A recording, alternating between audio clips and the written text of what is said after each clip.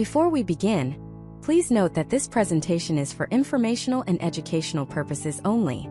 I am not a financial advisor, and the content of this video should not be considered financial advice. Investing involves risk, including the potential loss of principal. Always conduct your own research and consult with a qualified professional before making any investment decisions. There's a strange feeling in the air, isn't there? You can feel it when you look at your 401k, when you scroll through financial news, when you hear politicians talking about the economy. It's a feeling of deep uncertainty. The old rules seem to be breaking. The strategies that worked for the last decade, just buying the index and watching it go up, they feel fragile, outdated. You're bombarded with conflicting advice. Cash is trash. A recession is guaranteed. AI will change everything. Crypto is the future. It's a storm of noise designed to make you anxious, to make you feel like you're one wrong move away from missing the next big thing. Or worse, losing what you've worked so hard to build. But what if I told you that this confusion, this chaos, is actually a smokescreen? And behind it, the single greatest wealth transfer of our generation is already beginning. The years 2025 and 2026 will not be a continuation of the past. They will be a hard reset. And for those who can see through the noise and understand the fundamental shifts happening beneath the surface, it will be an opportunity to build real, lasting wealth. For those who don't, it will be a period of frustration, confusion, and watching their portfolios go sideways or worse. This video is your guide through that smokescreen. This is not about giving you hot stock tips or telling you which meme coin to gamble on. Frankly, that's a fool's game. This is a research guide. It's designed to give you a framework, a new lens through which to view the American economy. We're going to peel back the layers of the market and look at the powerful, undeniable megatrends that will dictate where the money flows for the next 2 to 3 years. We're going to move beyond the headlines and analyze the foundational pillars that are being built right now, pillars that will support the next wave of American prosperity. Over the course of this guide, we'll dissect the 4 dominant forces at play. We'll look at the second-order effects of the AI revolution, not the obvious chip companies, but the hidden infrastructure players reaping massive profits. We'll explore the great energy reshuffle, a multi-trillion-dollar rewiring of our country that goes far beyond just solar panels and wind turbines. We'll analyze the demographic dollar, and how the overlooked needs of an aging population are creating entirely new, recession-proof industries. But we're going to start with the most tangible, the most physical, and perhaps the most patriotic trend of them all, America's industrial rebirth. For the last 40 years, the story of American industry was one of decline. We were told it was cheaper, smarter, more efficient to send our manufacturing overseas. We offshored our factories, our supply chains, and in many ways our future. We became a nation of consumers, not builders. The pandemic shattered that illusion. Suddenly, we couldn't get masks. We couldn't get basic electronics. We saw how a single ship stuck in a canal could bring global commerce to its knees. That fragility, combined with rising geopolitical tensions, lit a fire under Washington and in corporate boardrooms across the country. The consensus shifted overnight. We need to bring it back home. This isn't just a political talking point. It's a tsunami of capital. The CHIPS Act, the Inflation Reduction Act, these aren't just bills. They are hundreds of billions of dollars in government-backed incentives, acting as a massive magnet, pulling critical industries back to American soil. We're talking about semiconductor fabrication plants, electric vehicle battery factories, advanced pharmaceutical manufacturing, and next-generation energy production. Since 2021, over $500 billion in new private manufacturing investments have been announced in the United States. Let me repeat that, $500 billion. That money is pouring into states like Arizona, Ohio, Texas, and Georgia, building massive state-of-the-art facilities from the ground up.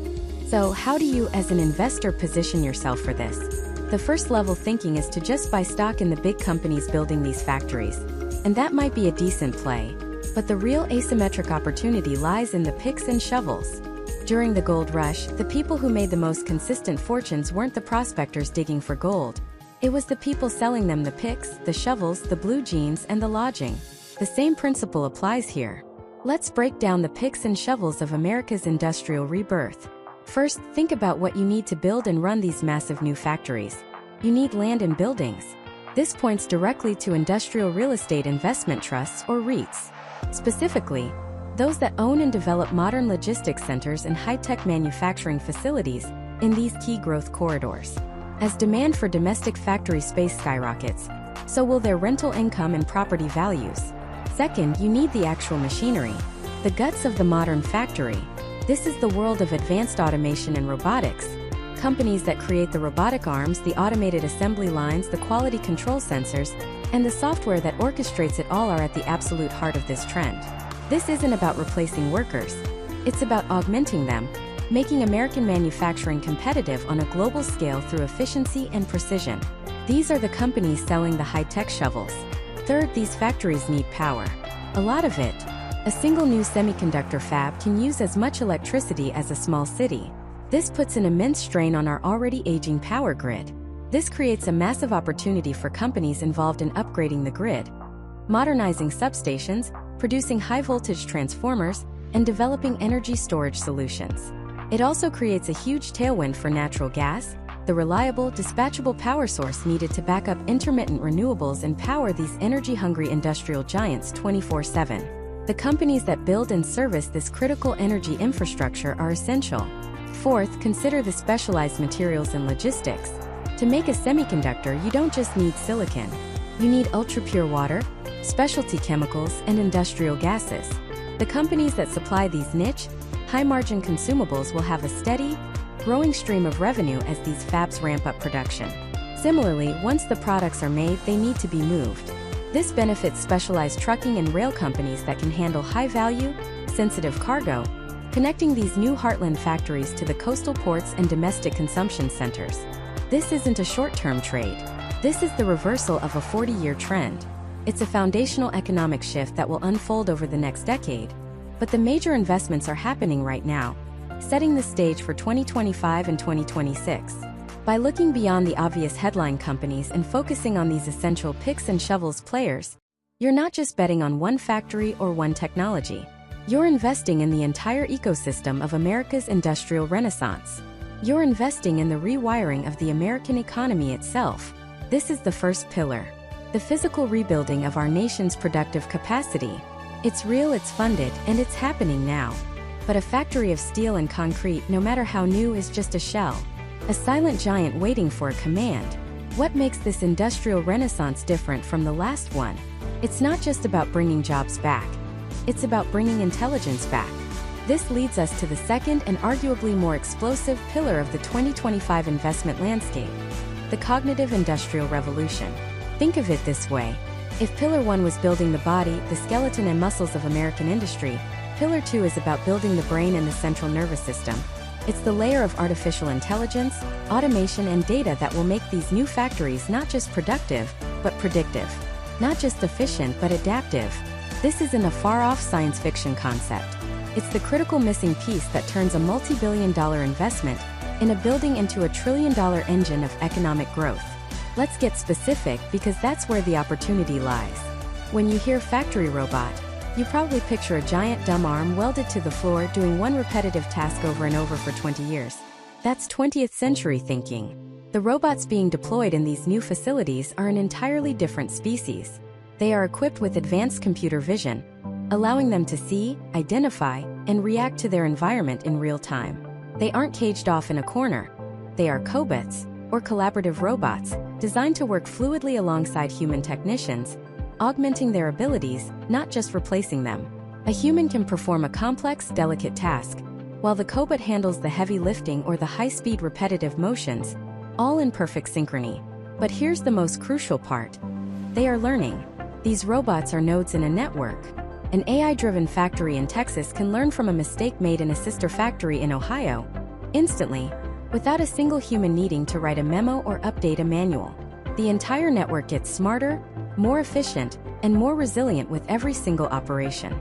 This network effect for industrial processes is a game changer, creating a mode of operational excellence that is nearly impossible for competitors to replicate. So, where's the investment thesis here? It's not just in the big-name robot manufacturers themselves, though they are part of it. The real opportunity is often one layer deeper. It's in the companies creating the eyes, the high-resolution industrial sensors and machine vision systems. It's in the specialized software that choreographs the complex dance of 1,000 robots on a single factory floor. It's in the manufacturers of precision components, the actuators and servomotors that are the actual nerve endings of this new industrial body. These are the companies providing the picks and shovels for the automation gold rush.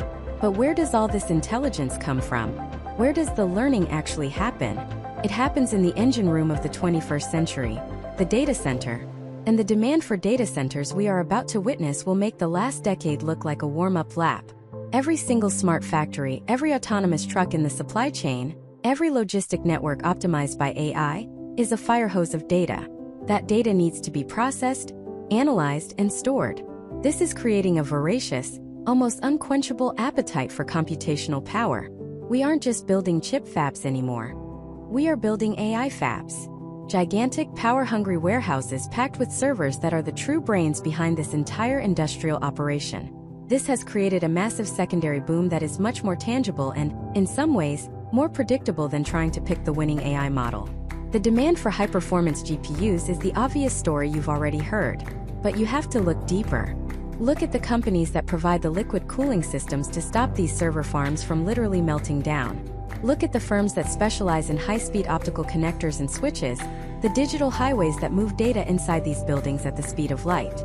Look at the power management companies that design the intricate electrical systems and backup power solutions that are absolutely mission-critical.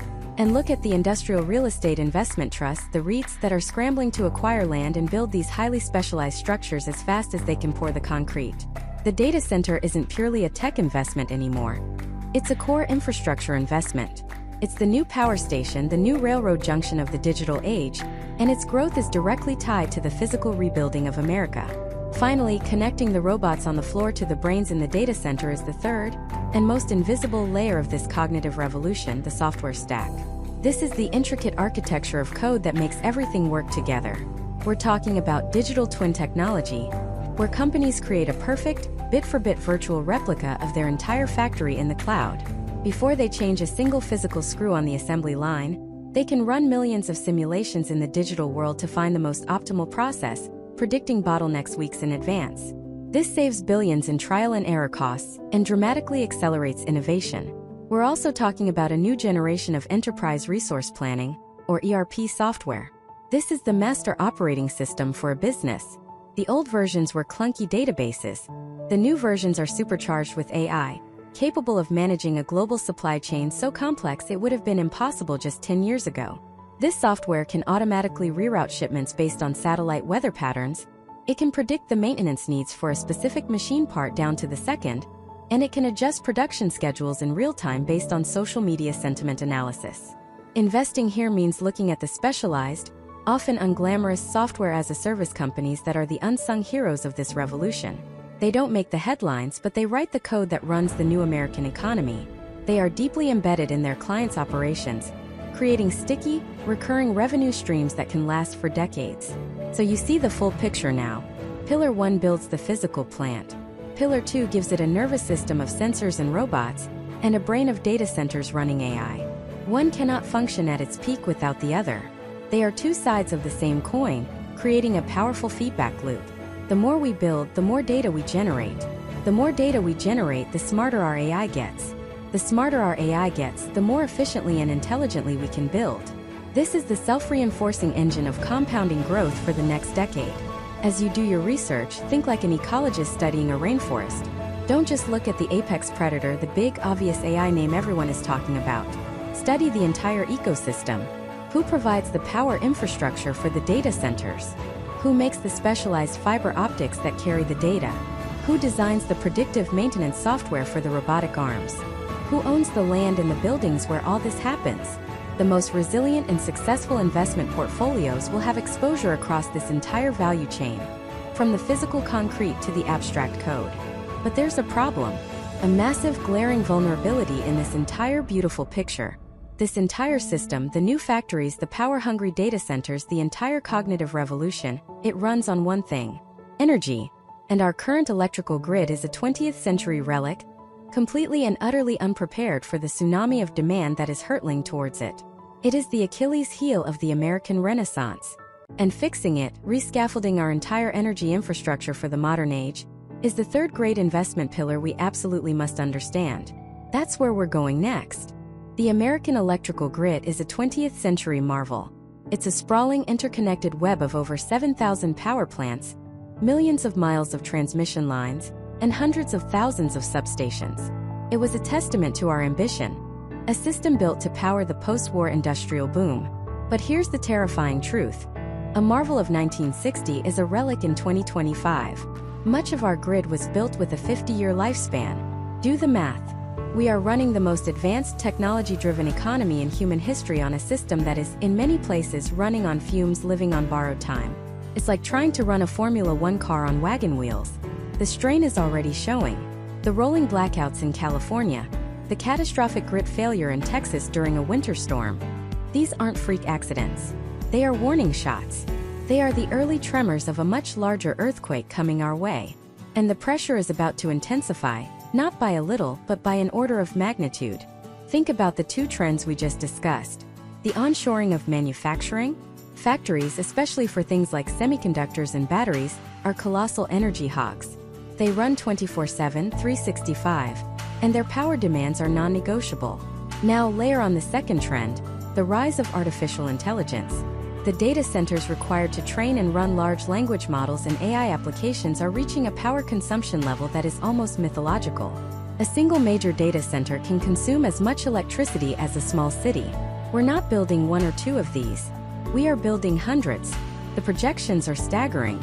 By the end of the decade, some analysts believe AI data centers alone could consume nearly 10% of all electricity generated in the United States. That's like adding another California to the grid. And we haven't even mentioned the electric vehicle revolution. Every EV that plugs in at night is another straw on the camel's back. We are asking an analog, centralized, and brittle system designed for one-way power flow from a plant to a home to suddenly handle a dynamic, decentralized, multi-directional surge in demand that it was never, ever designed to withstand. This isn't a problem we can patch over. This isn't about replacing a few transformers. This is a full-scale, ground-up reinvention. The cost? It's a number so large it almost loses meaning. We are not talking about billions. We are talking about trillions. A recent study from Princeton University's Net Zero America project estimated that to modernize our grid for a clean energy future, we will need to invest somewhere in the ballpark of $2.5 trillion. And that's just by 2030. Other estimates put the total figure closer to $5 trillion over the next 2 decades. This is, without exaggeration, the single largest infrastructure project in American history, dwarfing the interstate highway system. And here's why this is an unmissable investment theme for 2025 and 2026. For the first time, the political will and the private capital are aligning to tackle this problem head-on.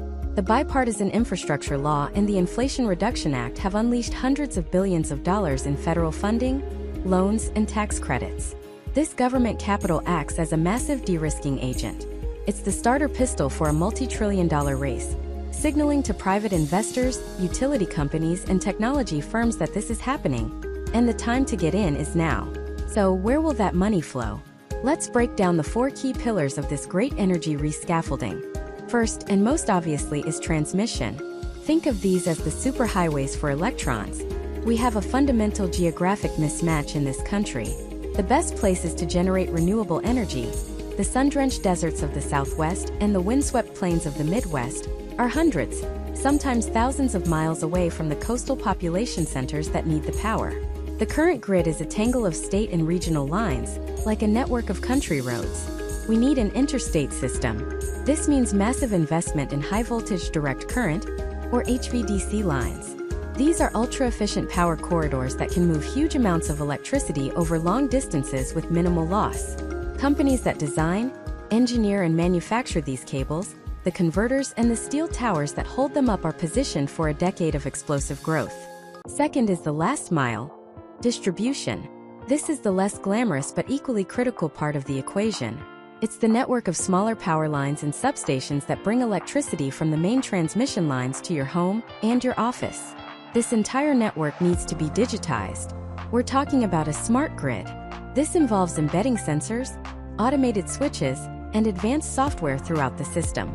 A smart grid can automatically detect a fault, like a tree falling on a line, and instantly reroute power around the problem, minimizing the size and duration of an outage.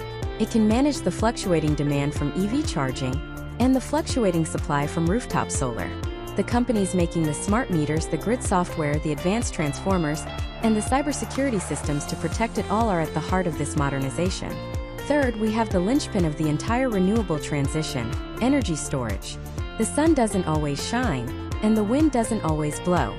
Without a way to store the energy generated during peak times for use during lulls, a renewable heavy grid is inherently unreliable.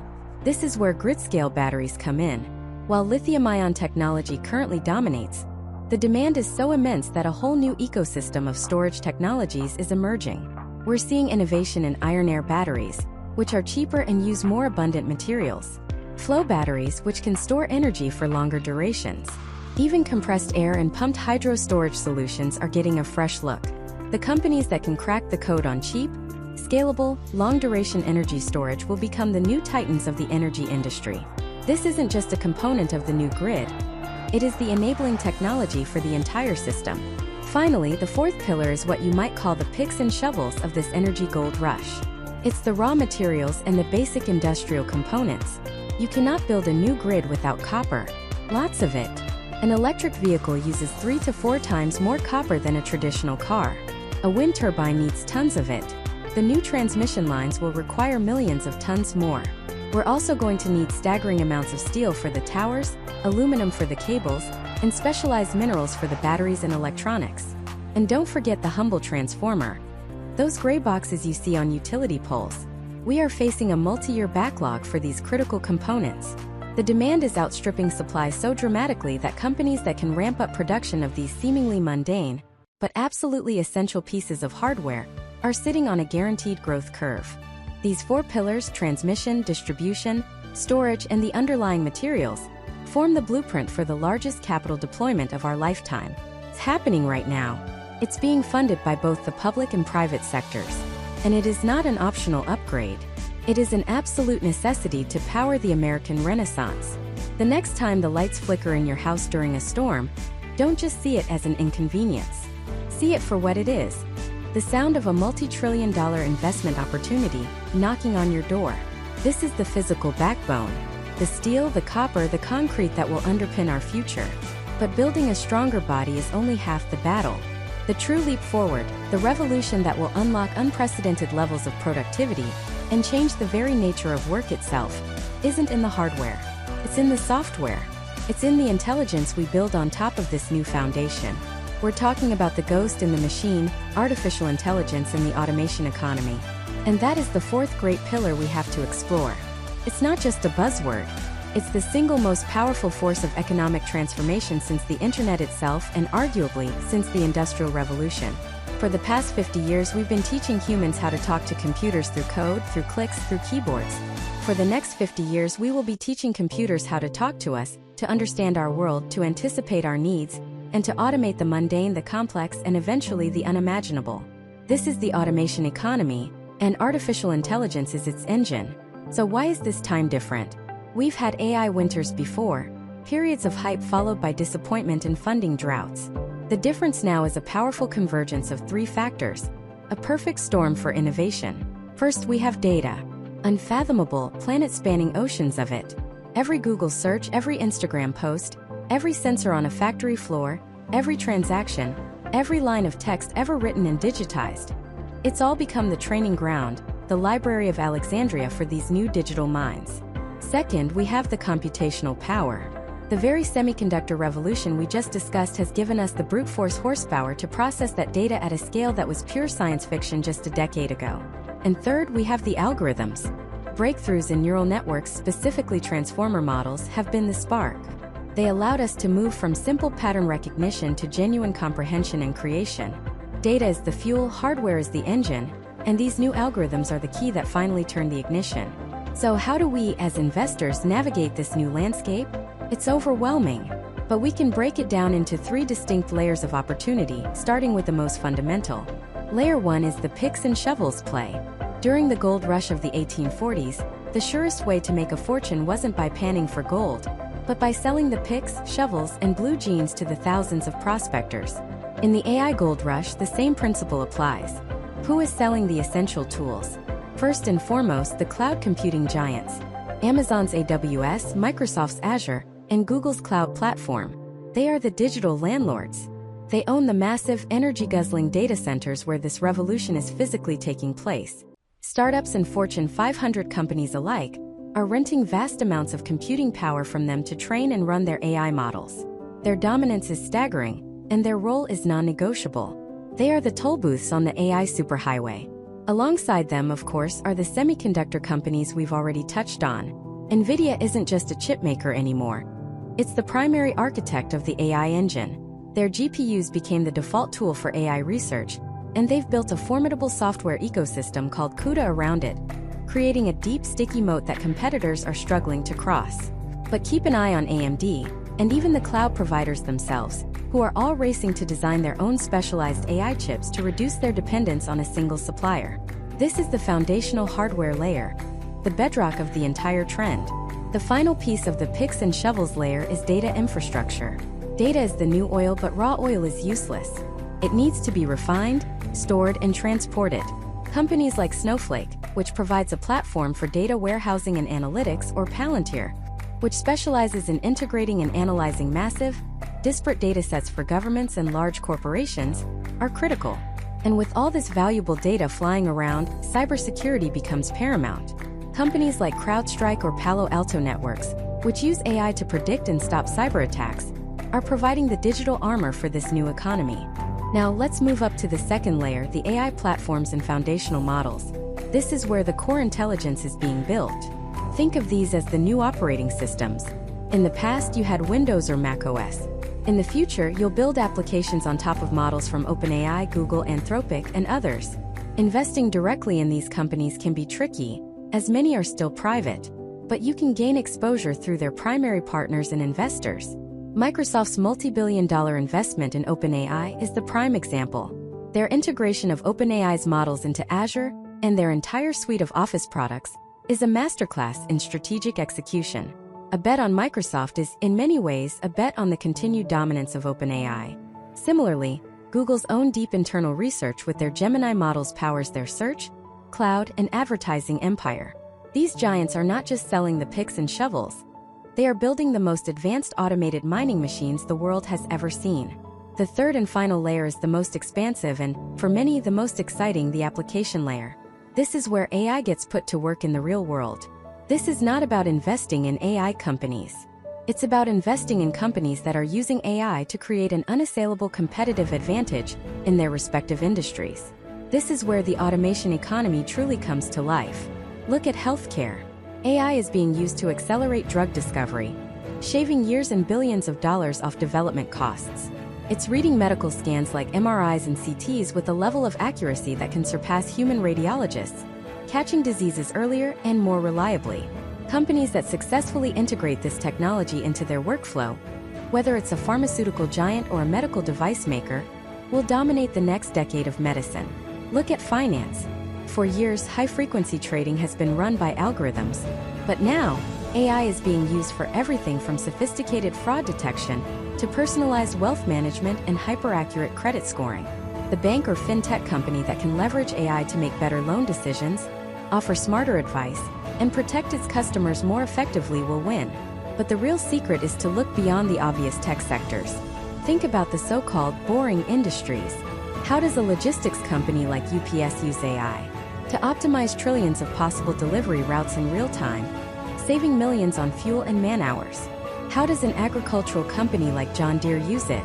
Their smart tractors use computer vision to identify individual weeds and spray them with pinpoint accuracy, reducing herbicide use by over 90%. This is automation in its purest form, taking an established, capital-intensive business and using intelligence to make it radically more efficient and profitable. The biggest returns in the AI revolution might not come from a flashy startup in Silicon Valley, but from a 100-year-old industrial company that uses AI to reinvent itself. Now, a crucial word of caution. We are in a period of intense, almost frenzied hype. The dot-com bubble of the late 90s is a powerful lesson. Many companies will simply slap .ai on their name to attract investment, with little substance to back it up. Due diligence is more critical than ever. Ask the hard questions. Does this company have a proprietary data advantage? Is their use of AI creating a genuine defensible moat? Or is it just a thin wrapper around a third-party model that any competitor can also access? Furthermore, regulatory risk is a massive looming cloud. Governments around the world are grappling with the ethical, Disclaimer: the information presented is for informational purposes only and is not professional financial, investment, or tax advice. All investments involve risk and may result in partial or total loss. You should always conduct your own research and consult with a qualified financial professional before making any financial decisions. By viewing this video, you agree not to hold the creator liable for any loss or damage arising from your use of the information provided. Social and economic implications of this technology. Rules around data privacy, algorithmic bias, and national security could dramatically alter the landscape for many of these companies overnight. This is not a risk to be ignored. So, to recap the fourth pillar, the AI and automation economy is a multi-layered revolution. You can invest in the picks and shovels, the cloud providers, chip makers, and data infrastructure companies building the foundation. You can invest in the platform players creating the core intelligence. Or you can invest in the application layer, focusing on best-in-class companies across every sector that are using AI to create dominant, long-term advantages. This isn't just another tech trend. It's a horizontal enabler, a catalyst that will reshape every corner of our economy. But all of this, the data centers, the chip fabs, the AI models training for months on end, they all have one thing in common. They consume a staggering, almost incomprehensible amount of energy.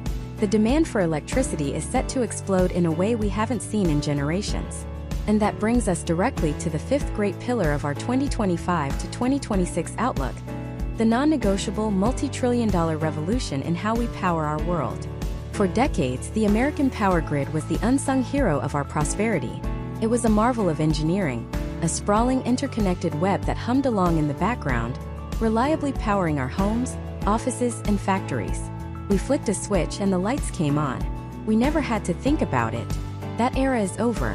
The grid we have today is not the grid we need for tomorrow. It's like trying to run a quantum computer on the electrical wiring of a 1950s suburban home. The fuses are already starting to blow. Think about what we just discussed. A tidal wave of AI data centers, each one consuming the energy of a small city. A manufacturing renaissance with new fabs and factories coming online that operate 24/7, pulling massive, consistent loads of power. Tens of millions of electric vehicles that will one day all plug in at night, creating a synchronized surge in demand that our current system simply cannot handle. This isn't a gradual increase. It's a step change. It's a vertical leap in our national energy appetite. The problem is twofold. First, our grid is old. Much of it was built during the Eisenhower administration. We're talking about transformers and transmission lines that are past their intended lifespan, fragile and inefficient. But the bigger problem is the type of power we need. The sun doesn't always shine, and the wind doesn't always blow. While solar and wind are absolutely critical pieces of the puzzle, they provide intermittent power. They can't, by themselves, provide the single most important thing a modern, digital, and industrial economy requires: baseload power. Baseload is the minimum level of electricity demand required over a period of 24 hours. It's the constant, non-negotiable hum of the modern world. The hospitals, the servers, the factories, the traffic lights. It needs to be there, rock solid, day and night, rain or shine. For a long time, coal and natural gas plants provided that stability. But as we move to decarbonize, a massive gap is opening up. A baseload power vacuum. And into that vacuum is stepping the most misunderstood, most powerful, and potentially most profitable energy source on the planet: nuclear power.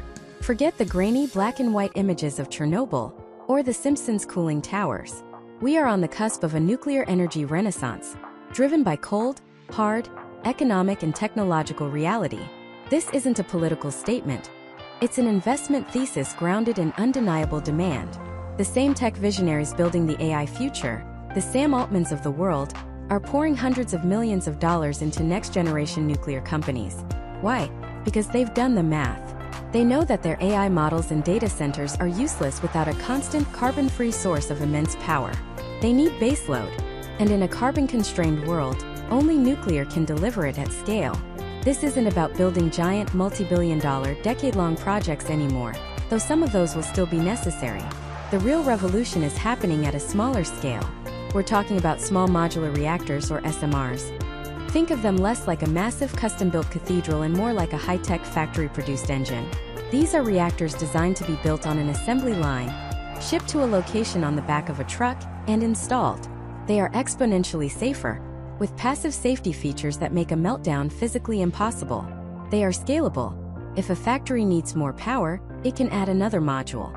They can be co-located directly at a data center or an industrial park, eliminating the need for miles of vulnerable transmission lines. This is the technology that makes nuclear a viable, flexible, and investable solution for the 21st century. And the political winds have completely shifted. For the first time in a generation, there is broad bipartisan support in Washington for nuclear energy. It's seen as the key to both energy independence and decarbonization. The Inflation Reduction Act and other bills have earmarked billions in tax credits and loan guarantees to kickstart this industry. The Nuclear Regulatory Commission is streamlining its approval process for new designs. This isn't a fringe idea anymore. It's rapidly becoming official U.S. policy. The government is actively de-risking this sector for private investment because they know we cannot reshore our supply chains and win the AI race without it. So, how do you position yourself for this multi-trillion-dollar energy transformation? The opportunity is vast and multi-layered. First and most directly is the fuel itself, uranium. For over a decade, the price of uranium was so low that it was unprofitable to mine. Mines were shuttered and exploration stopped. Now, with dozens of new reactors coming online globally and utilities scrambling to secure long-term contracts, we are facing a massive structural deficit. Demand is set to far outstrip supply for years to come. This is a classic commodity squeeze, and the companies that mine and process uranium are the most direct beneficiaries. Second, you have the innovators and engineers, the companies designing these next-generation reactors. This is the high-growth, venture capital end of the spectrum. These are the firms developing the SMRs, the molten salt reactors, and even microreactors that could one day power a remote community or a military base. Investing here is a bet on the enabling technology that will define the future of energy. It's the picks and shovels play for the nuclear gold rush. Third, there are the established players, the large utility companies. These are the giants that will ultimately buy, install, and operate these new reactors. They are slower-moving, more stable investments, often paying reliable dividends. As they begin to replace their aging coal and gas fleets with new nuclear capacity, their long-term growth and profitability profiles will be fundamentally transformed. They represent the safest, most conservative way to gain exposure to this trend. Finally, don't forget the second-order effects. The entire electrical grid needs to be rebuilt and expanded. This means a historic boom for the companies that manufacture the boring, but essential components of this transition. We're talking about companies that make high-voltage transformers, advanced circuit breakers, copper wiring, and grid management software. The demand for these components is already skyrocketing, and supply chains are stretched thin. Upgrading the grid is not optional. It's a non-negotiable prerequisite for everything else we've talked about, creating a stealth bull market in the unglamorous guts of our energy infrastructure. The energy transition is not a distant, abstract concept. It is happening right now, driven by the unavoidable realities of technological progress and national security. The demand is baked in. The technology is arriving. The political will is here. We are at the very beginning of a generational investment cycle, in the core foundation of our entire economy, power. But building all of this, the data centers, the new factories, the advanced reactors, requires something even more fundamental. It requires the actual stuff of the modern world, the physical materials.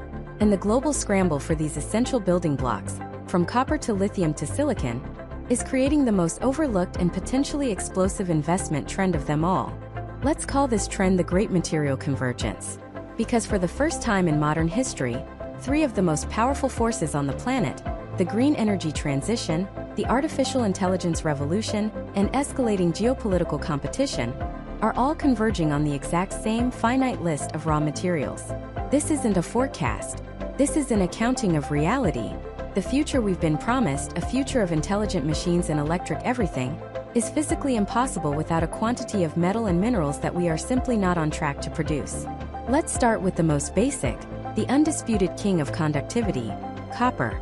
You might think of it as the stuff in your plumbing or the penny in your pocket, but you should start thinking of it as the central nervous system of the 21st century. It is the single most critical metal for electrification. An internal combustion engine car has about 50 pounds of copper. A battery electric vehicle? It needs nearly 200 pounds. A single onshore wind turbine uses about 10,000 pounds of it. An offshore one? Over 60,000 pounds. Now, think about the AI data centers we just talked about. The servers, the cooling systems, the power distribution units, they are copper-devouring monsters. Analysts at Goldman Sachs predict that AI data centers alone could add up to 1 million tons of new copper demand by 2030. To put that in perspective, the entire world market is about 25 million tons. This isn't a small increase. It's a seismic shock to the system. And here's the terrifying part. It takes, on average, over 15 years to discover, permit, and build a new copper mine. 15 years. The demand, however, is not waiting. It's here now. We are heading into what analysts are calling a structural deficit, where for the foreseeable future, demand will consistently outstrip supply. The price has to rise to either destroy demand, which means slowing down the energy transition and the AI build-out, or to incentivize the massive generational investment needed to find and produce more. Either way, the companies that are successfully and profitably pulling copper out of the ground are positioned in one of an economist's favorite places: a seller's market with an inelastic demand curve. But copper is just the beginning. Let's talk about the holy trinity of batteries: lithium, cobalt, and nickel.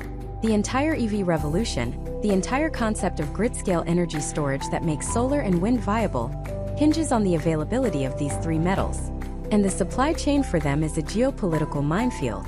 Over 70% of the world's cobalt comes from the Democratic Republic of Congo, a country plagued by instability and ethical concerns. When it comes to processing, China is the undisputed hegemon. They don't just mine these materials, they control the choke points. China refines nearly 60% of the world's lithium, 73% of its cobalt, and 67% of its nickel. This creates a staggering vulnerability for the United States. The White House and the Pentagon know this. It's why the Inflation Reduction Act isn't just a climate bill. It's a national security bill. It's packed with incentives, tax credits, grants, and loans, all designed to do one thing: build a non-Chinese supply chain for these critical minerals, from mine to magnet. This is a government-backed, multi-hundred billion-dollar push to onshore and friendshore the entire battery ecosystem. The companies that can establish themselves as reliable, Western-based suppliers of these battery metals aren't just selling a commodity. They're selling geopolitical stability. And in today's world, that commands a massive premium. Then you have the really exotic stuff, the rare earth elements: neodymium, praseodymium, dysprosium. These are the secret ingredients that make modern technology possible. They're used to create the ultra-powerful, lightweight magnets essential for EV motors, wind turbines, and, critically, our most advanced defense systems. The guidance fins on a Tomahawk missile, the radar systems in an F-35 fighter jet, the lasers and sensors on a drone, they all depend on rare earths. And where does the world get them?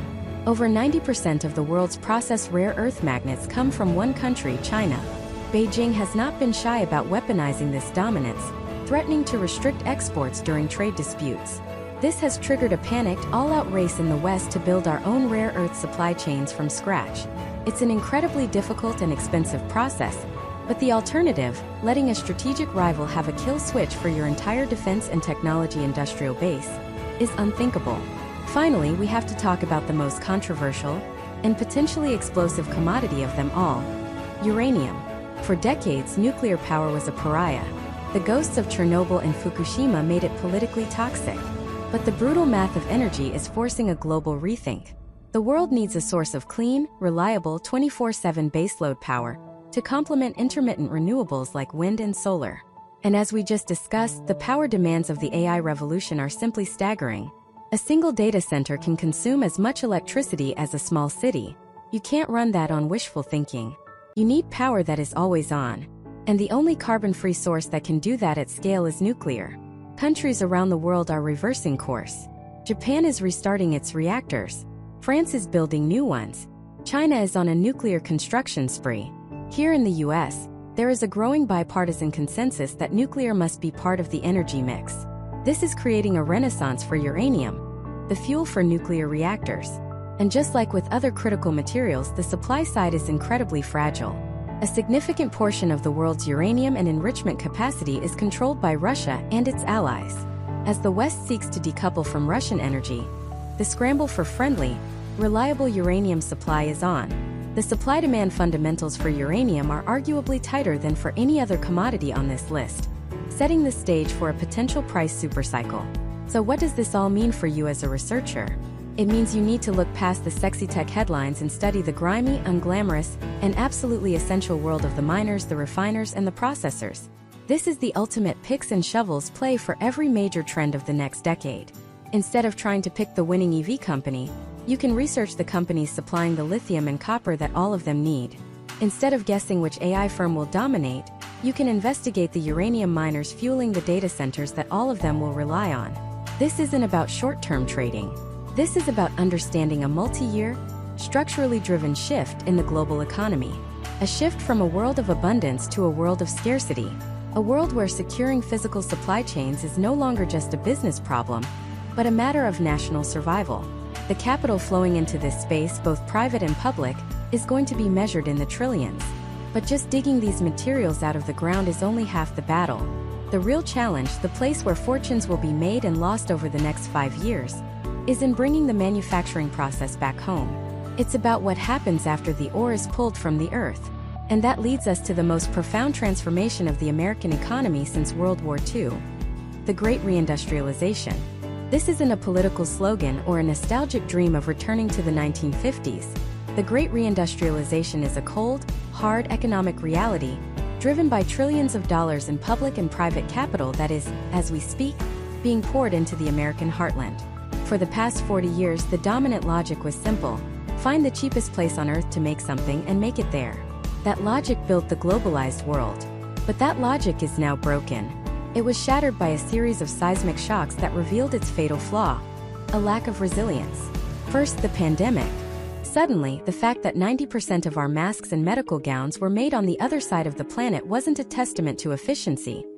It was a catastrophic national security vulnerability.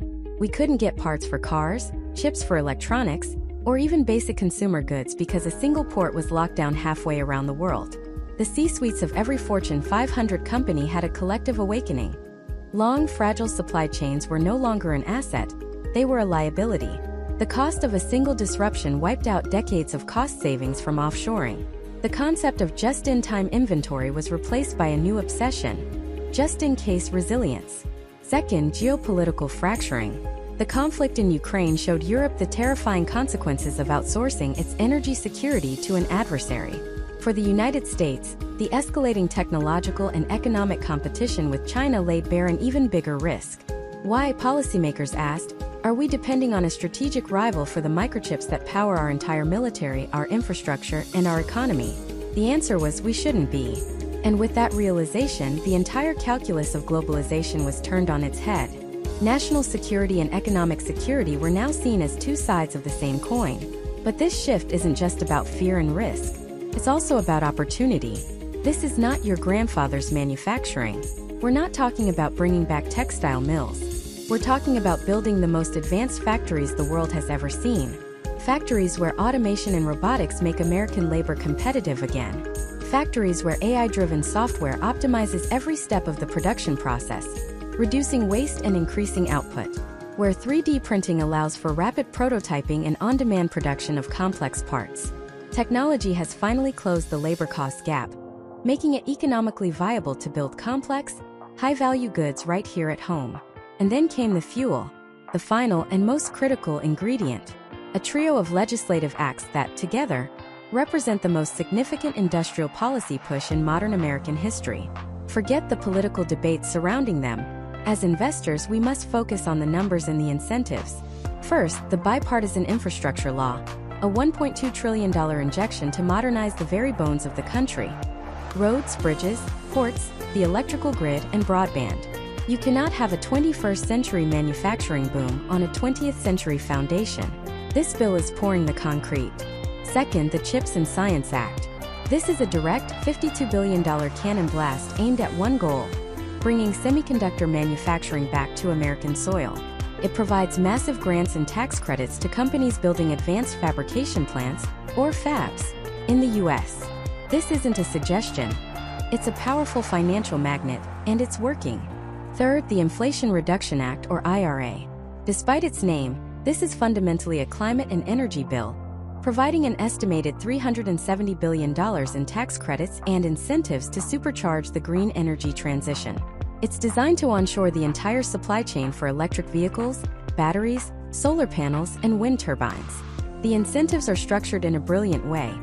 You get a bigger tax credit if you source your materials in the US or from a free trade partner. You get an even bigger credit if you manufacture the components in the US. It has ignited a gold rush. So, where is this tidal wave of capital actually flowing? Let's follow the money. The most visible destination is semiconductor manufacturing. For decades, the US designed the most advanced chips, but outsourced their production, primarily to Taiwan. The CHIPS Act is reversing that. Look at Arizona, now being called Silicon Desert. TSMC, the world's most advanced chipmaker, is building a $40 billion campus there. Intel is spending $20 billion on its own expansion. Look at Ohio, where Intel is building what could be the largest chip manufacturing site on the planet, a $100 billion long-term investment. This isn't just about a few factories. It's about recreating an entire ecosystem of chemical suppliers, equipment manufacturers, and specialized technicians. It's a foundational investment in the digital age. Next is the battery and electric vehicle ecosystem.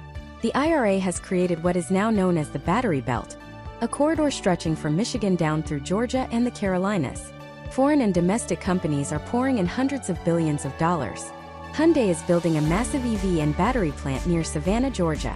Ford is building Blue Oval City in Tennessee. Toyota is investing billions in a North Carolina battery plant. This is a complete rewiring of the American auto industry. We are onshoring every step of the process, from processing lithium and graphite to manufacturing the anode and cathode, to assembling the final battery pack and putting it into a car. But who builds these new factories? And what goes inside them? This leads to the third major area: advanced manufacturing and industrial technology. This is the picks and shovels play on the reindustrialization trend. We're seeing explosive growth in companies that specialize in factory automation and robotics. Companies that create the industrial software that runs these smart facilities. Companies that build the specialized HVAC and water purification systems required for a clean room in a semiconductor fab. This is the high-tech, high-margin underbelly of the manufacturing renaissance. And all of this physical expansion creates a fourth, often overlooked boom: industrial real estate. You can't build a 2 million square foot gigafactory without land. You can't support it without a network of warehouses and logistics centers. Demand for Class A industrial space near these new manufacturing hubs is skyrocketing. This isn't just about warehouses for Amazon packages anymore.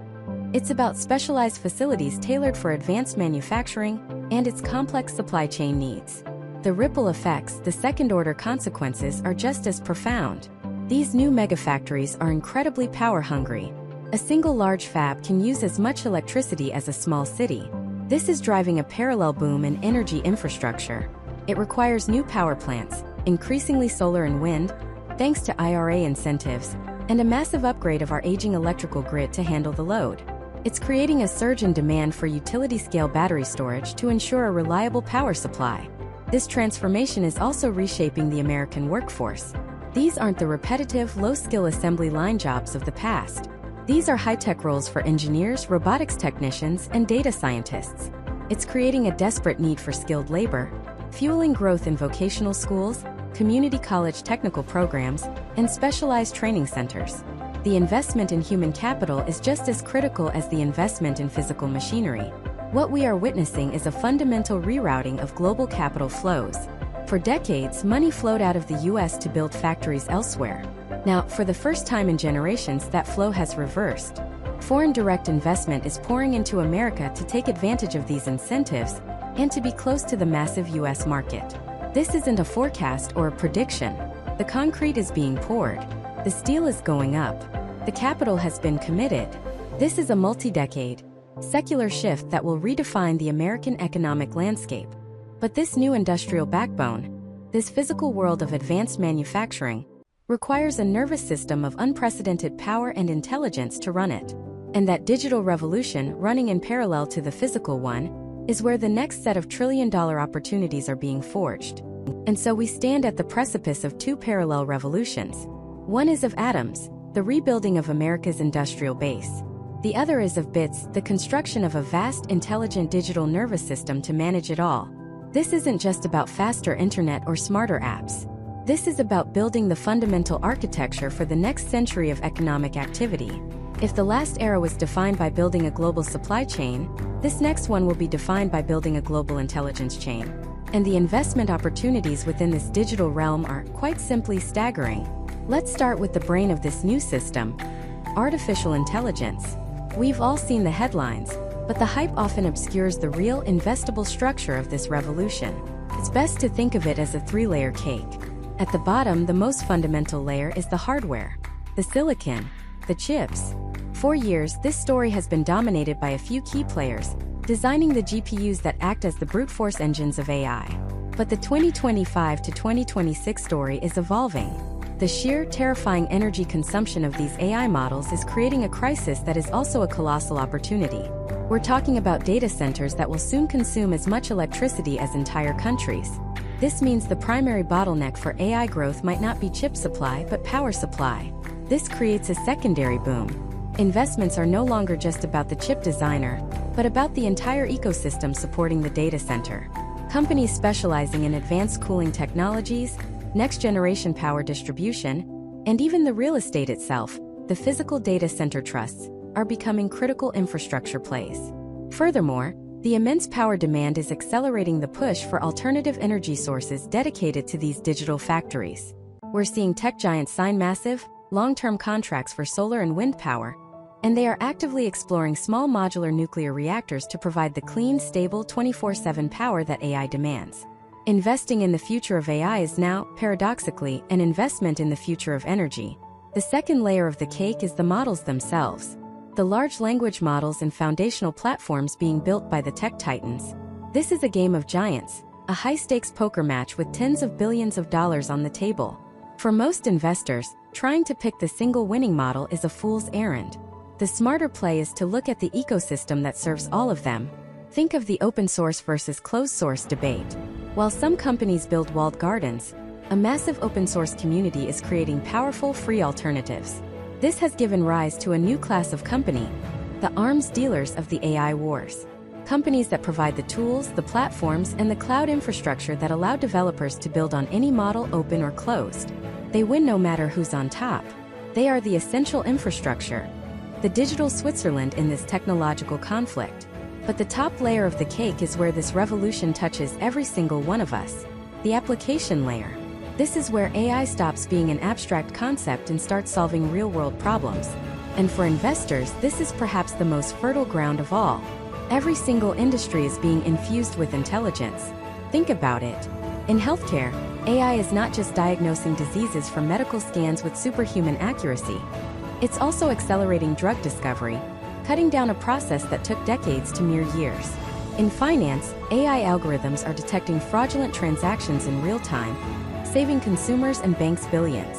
In law, AI is sifting through millions of documents for legal discovery in a fraction of the time it would take a team of paralegals. The key trend for 2025 and beyond is the rise of the specialized, industry-specific AI. Instead of one AI to rule them all, we're seeing the emergence of AI for agriculture, AI for logistics, AI for manufacturing quality control.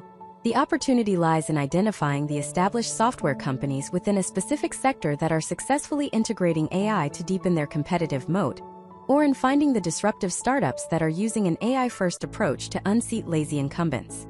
This isn't about buying a basket of AI stocks. It's about understanding which businesses are using this powerful new tool to create tangible, defensible value. Now, if AI is the brain, then data is the lifeblood. This brain is voraciously hungry, and its diet is data, petabytes upon exabytes of it. This creates the second major pillar of our digital nervous system: the data infrastructure and, crucially, its protection. The sheer volume of information being created by smart factories, autonomous cars, and scientific research is exploding. This data needs to be stored, cleaned, organized, and accessed with incredible speed. This has created a gold rush for companies that provide the modern data stack: the cloud data warehouses, the data analytics platforms, and the tools that allow businesses to make sense of this digital deluge. They are the ones selling the picks, shovels, and refineries in this new data oil boom. But with this immense flow of valuable data comes an equally immense risk. This brings us to what might be the single most resilient investment theme for the next decade: cybersecurity. As every device, from your toaster to the nation's power grid, becomes connected. Disclaimer: the information presented is for informational purposes only and is not professional financial, investment, or tax advice. All investments involve risk and may result in partial or total loss. You should always conduct your own research and consult with a qualified financial professional before making any financial decisions. By viewing this video, you agree not to hold the creator liable for any loss or damage arising from your use of the information provided. The potential attack surface for bad actors expands exponentially. AI is a double-edged sword here. It can be used to create incredibly sophisticated cyber attacks, but it's also our best defense, capable of identifying threats and responding at machine speed. For this reason, corporate and government spending on cybersecurity is shifting from a discretionary IT budget line item to a non-negotiable, board-level priority. It's a fundamental cost of doing business in the 21st century. The investment trend here is moving away from simple firewalls and antivirus software towards a more modern zero-trust architecture, where nothing is trusted by default. Companies specializing in identity and access management, cloud security, and AI-powered threat hunting are at the forefront of this new paradigm. In an uncertain world, the demand for digital security is one of the few certainties we have.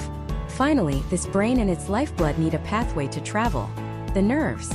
This is the third pillar, the fabric of connectivity itself. We've heard about 5G for years, but its true potential is only now being unlocked, and it has less to do with your phone and more to do with the industrial economy. The ultra-low latency and high reliability of 5G and future networks are what will enable the promises of the physical revolution. It's what allows thousands of robots in a smart factory to coordinate flawlessly. It's what enables a surgeon in New York to operate on a patient in a rural clinic using a remote-controlled robot. And it's what will allow a fleet of autonomous trucks to communicate with each other and with city infrastructure to optimize traffic flow. Investing here means looking at the cell tower operators, the fiber optic cable providers, and the specialized software companies that manage these incredibly complex networks. And we can't forget the view from above. Satellite communication is breaking out of its niche. It is solving the final connectivity puzzle, bringing high-speed internet to remote farms, offshore oil rigs, and developing nations. This opens up massive new markets and makes global supply chains more efficient and transparent than ever before. So we have the brain of AI, the lifeblood of data protected by a digital immune system of cybersecurity, and the nervous system of next-generation connectivity. Together, they form the operating system for our renewed, technologically advanced economy. This is a story of immense power, of systems operating at a scale and speed that is almost beyond human comprehension. But this entire digital edifice is being built for a purpose. It's a tool, and like any tool, its ultimate value is determined by the hands that wield it. Which brings us to the most important component of all, the human element. With machines becoming infinitely more capable, what does that mean for us? Where do we, as people and as investors, find our place in this new world? The most profound shifts in history aren't just about the tools we create. They're about how those tools redefine our own purpose. The agricultural revolution didn't just give us farms. It gave us villages and civilization. The Industrial Revolution didn't just give us factories. It gave us the modern city and the middle class. And this new revolution, the cognitive revolution, won't just give us intelligent machines. It will force us to become more deeply, more essentially human. For generations, our value has been tied to what we can do. First with our hands building, crafting, farming. Then, with our minds calculating, analyzing, organizing information. We built entire economies, entire education systems, around training people to be reliable, efficient processors of tasks and data. But now, we have built a machine that is a better processor than we will ever be. AI can analyze 1 million spreadsheets in the time it takes us to read one. It can write flawless code, draft complex legal arguments, and generate marketing copy that is frankly good enough for most purposes. The very skills that defined a good job for the last 50 years are rapidly becoming commoditized, outsourced not to another country, but to a server farm in Virginia. And so we arrive at the great anxiety of our time. If the machines can do the doing, and the machines can do the thinking, what is left for us? The answer is everything that matters.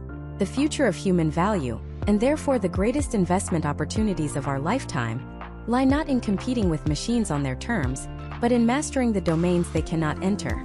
We are moving from an economy of knowledge to an economy of wisdom, from an economy of processing to an economy of creativity, empathy, and judgment. Think about it like this. The invention of the pocket calculator didn't put mathematicians out of business. Did the opposite. It freed them from the soul-crushing drudgery of long division and allowed them to focus on the beautiful, abstract, and world-changing theories that calculators could never dream of. AI is our calculator for cognition. It is the tool that will handle the grunt work, freeing up human capital to focus on higher-order challenges. This creates our first major investment megatrend for 2025 and beyond. The human API, the skills and industries that serve as the interface between machine intelligence and human purpose. The first pillar of this is a complete reinvention of education and corporate training. For decades, we've trained people for compliance and repetition. The new era demands the opposite. The companies that will explode in value are not the ones offering another coding bootcamp, but the ones who can effectively teach what were once called soft skills. Leadership, critical thinking, collaborative creativity, persuasive communication, ethical reasoning. These are no longer soft skills, they are the new hard skills. They are the bedrock of value in a world of infinite information and automated execution. Look for the edtech platforms and corporate training firms that are genuinely cracking this code, moving beyond stale PowerPoints and into immersive, effective programs that cultivate human potential. The second pillar is the explosive growth of the true creator economy. Right now, much of what we call the creator economy is really just an advertising arbitrage business.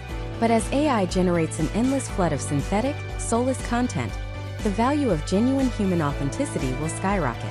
An AI can write a song, but it can't bleed on the stage. It can generate a photorealistic image, but it can't have a unique life experience that informs its art. The premium will be on human storytellers, artists, thinkers, and community builders who have a unique voice and a real earned point of view.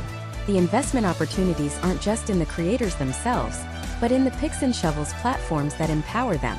Companies that facilitate direct connection, community building, and monetization that isn't dependent on fickle algorithms or intrusive advertising. Think platforms built on trust and direct value exchange, where audiences support creators they genuinely believe in. The third pillar of the human API is our own biology, mental and emotional wellness. As machines take over routine cognitive labor, the strain on our minds will shift. The new work will be more creative, more strategic, more emotionally demanding. Burnout won't just be a risk. It will be the default state if not actively managed. This will trigger a tidal wave of investment into mental health technologies, personalized wellness platforms, and even corporate structures designed to foster deep work and prevent cognitive exhaustion. The company that solves the modern crisis of anxiety and distraction won't just be successful. It will be one of the most important institutions of the 21st century. This leads us directly to the second great human-centric megatrend, the flight from digital saturation to real-world, tangible experience. The more our lives are mediated by screens and algorithms, the more we will crave the messy, unpredictable, and authentic reality of the physical world. The experience economy is not a new concept, but AI will be the rocket fuel that sends it into the stratosphere. People will pay an enormous premium for experiences that cannot be simulated or replicated. This isn't just about luxury, it's about authenticity. Travel, for instance, will bifurcate. On one end, you'll have generic AI-optimized tourism, but the real growth will be in unique, transformative journeys. Adventure travel to remote locations, immersive cultural workshops, wellness retreats focused on disconnecting, culinary tours that connect you to the land and the people who farm it. The companies that facilitate these one-of-a-kind experiences will have pricing power that product-based businesses can only dream of. The same is true for local and artisanal goods. In a world where a drone can deliver a mass-produced item to your door in an hour, the story behind a product becomes its most valuable feature. Handcrafted furniture, locally brewed beer, clothing from a small batch designer, food from a farmer you know by name. The value is not just in the object itself, but in the human touch, the sense of place, and the story it tells. This is a direct rebellion against the sterile perfection of an AI-optimized world. The investment angle is in the niche e-commerce platforms, the logistics networks for small producers, and the brands that master the art of authentic, local storytelling. And finally, this brings us to the role of you, the investor. If an AI can analyze every financial statement on the planet in a nanosecond, what is your edge? Your edge is precisely that you are not a machine. Your edge is qualitative. It's the ability to assess the things that don't show up on a balance sheet, the vision and integrity of a CEO, the passion and culture of a development team, the deep, resonant connection a brand has with its customers. An AI can tell you a company's price-to-earnings ratio, cannot tell you if that company has a soul. Your job as an investor in this new era is to become a connoisseur of human potential. It is to look beyond the numbers and understand the narrative, to identify the companies that are not just automating the past, but are building a more human future. It is to place your bets on the enduring, timeless qualities that machines will never possess: courage, creativity, community, and the unyielding human desire to connect and to build something that matters. These are the trends that will define the winners and losers of tomorrow. The challenge is no longer just finding the right data. It's about asking the right questions. We've explored the technological landscape, the demographic shifts, and now the human response. We have all the pieces on the board. The final step is to put them all together. How do we construct a portfolio that is not just prepared for this future, but is actively designed to thrive in it? How do we balance these explosive growth opportunities with the very real risks of a world in flux? That is the final and most critical part of our journey. The answer isn't a secret stock tip or a complex algorithm. It's a fundamental shift in how we think about building a portfolio. For decades, the playbook was simple: a 60-40 mix of stocks and bonds, set it and forget it. That playbook was written for a different world. A world of predictable growth, stable geopolitics, and low inflation. That world is gone. The new playbook, the one for 2025, 2026, and beyond, is not about balance in the traditional sense. It's about embracing extremes. It's about building a barbell portfolio. Imagine a weightlifting barbell. On one end you have heavy, dense, powerful weights. On the other end you have identical heavy weights. In the middle there's nothing but a thin bar. This is the visual metaphor for the most resilient and opportunistic portfolio structure for the era we are entering. One end of your portfolio must be dedicated to what we can call hyper-resilience. These are the assets designed to withstand chaos, to protect your capital during shocks, and to thrive when uncertainty reigns. The other end of the barbell is hypergrowth. This is where you make concentrated, well-researched bets on the explosive, world-changing trends we've spent this entire series dissecting. And in the middle, you hold almost nothing. You avoid the mediocre, the average, the safe middle-of-the-road investments that are likely to get crushed by the volatility of the coming years. You are either aggressively defensive or aggressively opportunistic. Let's start with the exciting side: hypergrowth. This is not about randomly buying tech stocks. This is about surgically targeting the ecosystems of the future. We've identified the key narratives: the AI revolution, the rewiring of the global energy grid, the reshoring of critical manufacturing, the biotech frontier, and the digital fortress of cybersecurity. The mistake most investors make is trying to pick the single winner in each category: the one AI chip company, the one EV manufacturer, the one gene editing firm. That's a gamble. The smarter approach is to invest in the entire ecosystem. Think like a gold rush prospector. You could spend your life digging for a single nugget of gold and find nothing. Or you could be the one selling the picks, the shovels, the blue jeans, and the maps to all the prospectors. You win no matter who strikes it rich. In the AI gold rush, who is selling the shovels? It's not just the chip designers. It's the companies that build the cooling systems for data centers. It's the utilities providing the massive surge in electricity required. It's the real estate investment trusts that own the land and buildings for those data centers. It's the software companies that build the platforms upon which AI models are trained and deployed. By investing across this value chain, you're not betting on a single company's success. You're betting on the inevitability of the trend itself. The same logic applies to the energy transition. You don't have to pick the winning solar panel maker. You can invest in the copper miners providing the essential wiring, the silver producers whose metal is a key component, and the engineering firms designing the next-generation grid infrastructure. This picks and shovels methodology diversifies your risk within a high-growth theme, giving you multiple ways to win. This side of the barbell is where your deep research pays off, allowing you to make small, asymmetric bets that have the potential for 10x, 20x, or even 100x returns, fundamentally altering your financial trajectory. But, and this is the most important, but in modern investing, that growth is meaningless if you can't protect it. That brings us to the other side of the barbell: hyper-resilience. This is your fortress. This is what lets you sleep at night when the market is in a free-fall. And in 2025, the components of this fortress look a little different than they used to. First, cash. For years, cash was seen as trash, earning nothing while inflation ate it away. That has changed. In a higher interest rate environment, cash held in high-yield savings accounts or short-term treasury bills is no longer a dead asset. It's a strategic one. It provides a real return, it's liquid, and most importantly, it represents dry powder. When fear grips the market in high-quality, hypergrowth assets go on a fire sale, those who have cash are the ones who can build generational wealth. Cash isn't just a defensive asset anymore. It's your primary offensive weapon during a downturn. Next in the fortress are real, tangible assets. In a world of digital everything and fiat currencies, owning things you can physically touch has a renewed importance. This goes beyond just residential real estate. Think about infrastructure, toll roads, airports, pipelines.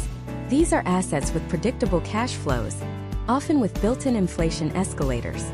Think about commodities, not just gold as a store of value, but the industrial commodities that are the literal building blocks of the future we've been discussing.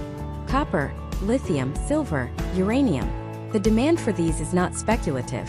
It is structurally locked in by the global push for electrification and computation. Owning the producers of these raw materials is a direct hedge against inflation and a foundational investment in the physical world. Finally, the bedrock of your hyper-resilient side is quality. In an era of easy money, any company could survive. In the world we're entering, only the strong will.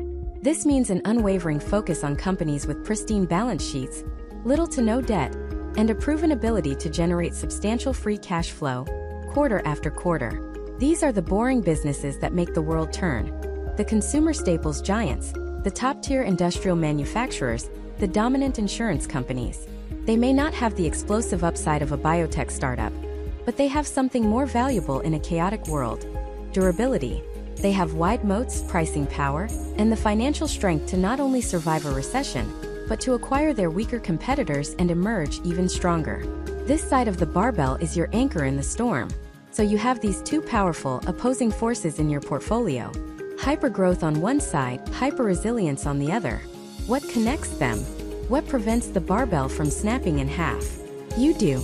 Your knowledge, your discipline, and your research process are the steel bar in the middle. This entire series has been about building that bar. It's about learning to read between the lines of an earnings report, to understand what a company's debt-to-equity ratio really means, to listen to a CEO on a conference call and discern confidence from bluster. It's about developing an almost fanatical skepticism, questioning every headline, and doing your own primary research before you invest a single dollar. This structure demands an active, engaged mindset. You must constantly reevaluate both sides of your barbell. Is a growth story still intact, or have the fundamentals changed? Is a defensive asset becoming overvalued? And most critically, when is the right time to use your dry powder? This is where the psychological component becomes key. The barbell strategy gives you a framework to act rationally when everyone else is acting emotionally. When the market is euphoric and chasing growth at any price, you can trim some of your hypergrowth winners and add to your fortress of resilience. And when the market is panicking and there's blood in the streets, you have the cash and the courage to deploy capital into those very same growth stories at a massive discount. This is the ultimate financial discipline, selling into greed and buying into fear. As we stand here at the culmination of this journey, looking out at the horizon of 2025 and 2026, the path forward is clearer. It's not about finding a magic bullet. It's about building a robust, anti-fragile system. We've mapped the major currents, the technological tsunamis, the geopolitical fault lines, the economic pressure systems. We've identified the sectors poised for seismic growth and the assets that provide shelter from the storm. The final step is to forge these insights into a personal strategy, a portfolio that reflects not just the world as it is, but the world as it is becoming. This isn't just an investment guide. It's a blueprint for financial sovereignty in an age of unprecedented change. The research doesn't end here. In fact, it's just beginning. The future doesn't wait for anyone, and the greatest opportunities are reserved for those who are prepared. The time to prepare is now. Disclaimer: the information presented is for informational purposes only and is not professional financial, investment, or tax advice. All investments involve risk and may result in partial or total loss. You should always conduct your own research and consult with a qualified financial professional before making any financial decisions. By viewing this video, you agree not to hold the creator liable for any loss or damage arising from your use of the information provided.